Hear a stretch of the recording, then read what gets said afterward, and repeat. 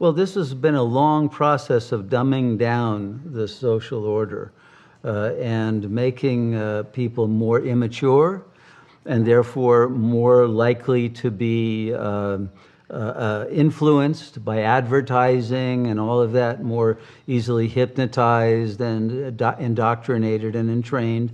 And they were turned into consumers rather than citizens. You know, in the old days, we can remember that citizens would die for freedom, and now people are willing to give up their freedom in order not to die, right?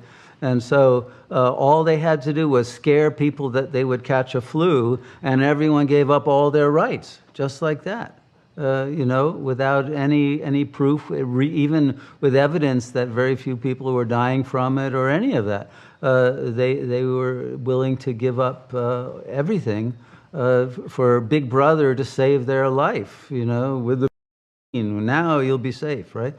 Giving up even all common sense about natural immunity and all of the ways that this has been treated throughout history. No, you become stupid once you enter into that level where your whole life is about the desire to acquire things and the greed that takes over the intelligence. And so the minds have been usurped.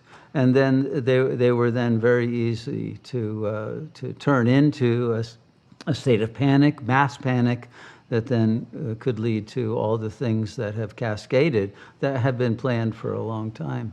And so this is a karmic result of the falling away from the real self.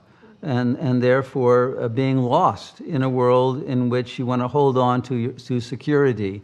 And security comes from money, and it comes from having a good job and having status, and these various external things. Well, it doesn't really. Money is a fiction, it turns out, and soon that whole system will crash. All of those external things that people were holding on to for enjoyment, they now have fallen away for most people already. They can't have them. And all freedoms are taken, and then finally even life itself. So this is the way that the world ends, you know, not with a bang but a whimper, as T.S. Eliot said.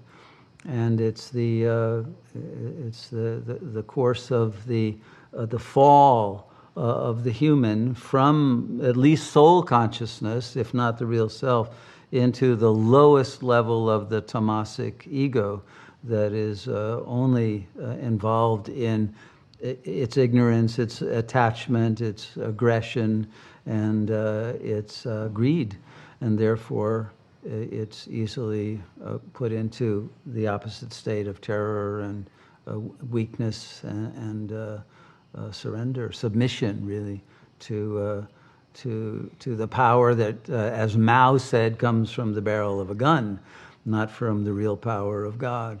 And once you are a fearful creature, then you're going to be intimidated easily, and those lower false powers can easily take over, and that's what's happened throughout the whole planet.